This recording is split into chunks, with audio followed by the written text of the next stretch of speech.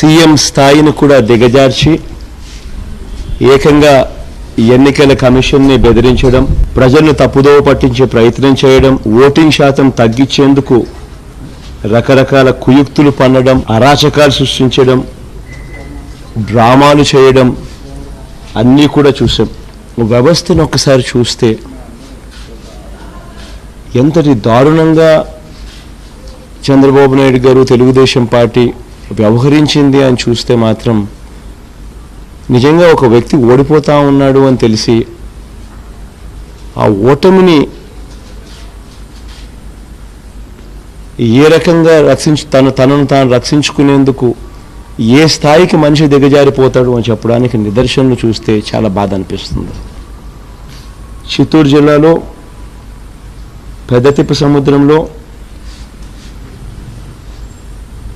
టీసుదంలో TDP నాయకులు కార్యకర్తలు దాడిలో వైఎస్ఆర్సీపీ కార్యకర్త వెంకటరాయపురెడ్డి మృతి చెందారు.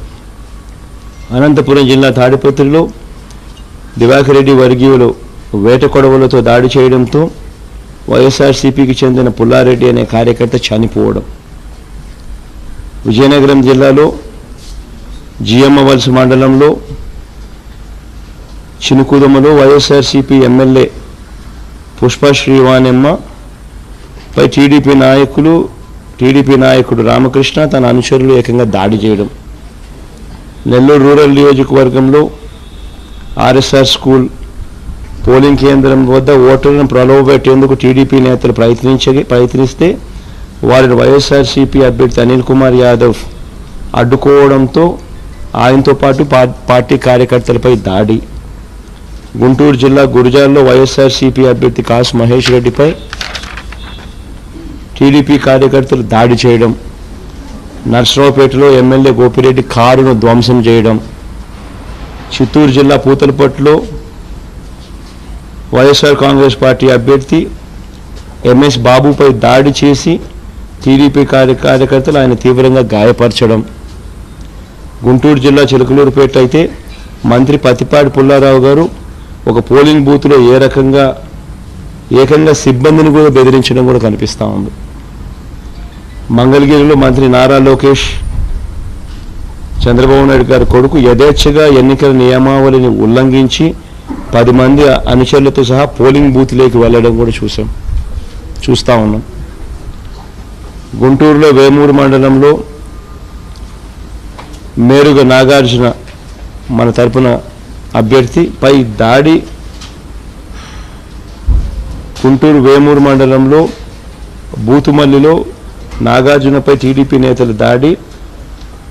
నేతల దాడిలో కారు అద్దాల ధ్వంసం. ఇన్ని ఘటనలు జరిగాయి. ఎన్నికలు జరగకుండా చూసేందుకు, ఎన్నికల్లో ఓటింగ్ శాతం తగ్గించేందుకు ఎటువంటి అన్యాయమైన కుట్రలు చంద్రబాబు నాయుడు గారు పన్నుతా ఉన్నారు అనే దానికి నిజంగా ముఖ్యమంత్రిగా తాను చేసిన పనికి తాను సిగ్గుతో తలంచుకోవాలి. ఇటువంటి పనులు చేసిన దానికి జంగమహేశ్వరంపుర గ్రామంలో 600 మంది టీడీపీ కార్యకర్తలు దాడి. ఎలక్షన్ వాళ్ళకి సరిగ్గా జరగలేదని ఏకంగా దాడులు.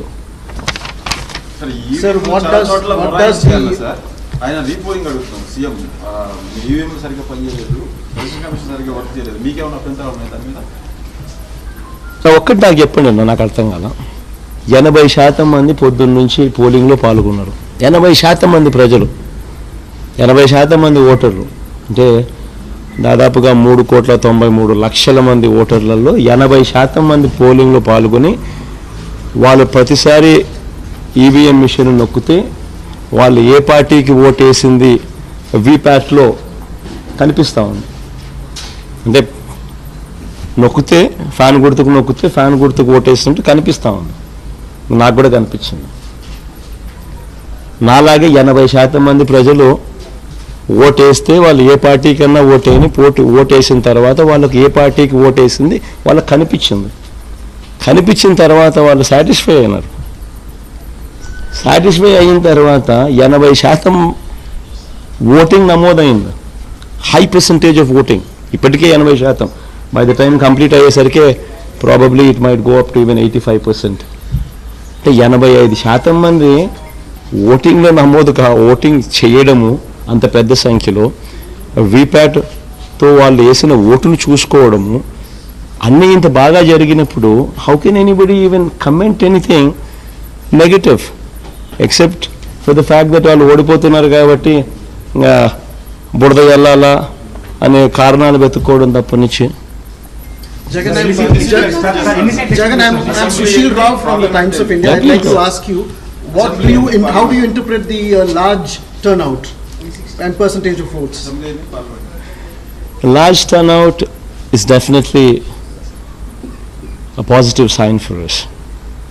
In fact, Chandrababu Naidu's whole intent was to ensure that the polling turnout is reduced. His whole intent was that. In fact, every statement whatsoever he has given was leading towards that. But fortunately, people have understood his play and they have not fallen into his trap, and people have protected democracy themselves.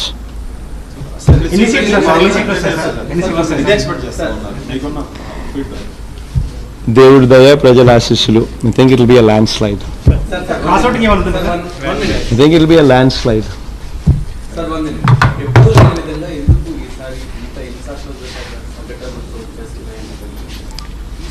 సమస్య ఏంటంటే ఇప్పుడు చంద్రబాబు నాయుడు అనే ఒక రాక్షసుడు ముఖ్యమంత్రిగా ఉన్నాడు కాబట్టి సమస్యలు వస్తా ఉన్నాయి. there is no other answer for that.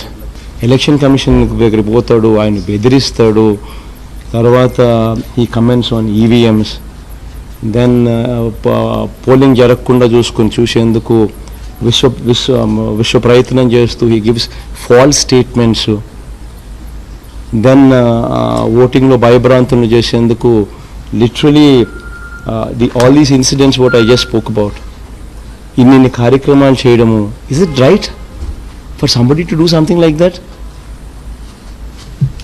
మహిళా ఓటర్లు పెద్ద సంఖ్యలో ఓటేశారు కదా, ఏమన్నా ఇంపాక్ట్ ఉంటుందా సార్ మీ పార్టీ? తప్పకుండా ఉండదు. చంద్రబాబు నాయుడు గారు మోసానికి, చంద్రబాబు నాయుడు గారు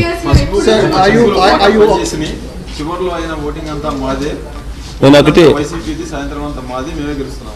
ఎగ్జాక్ట్గా అదే that's what I wanted to tell.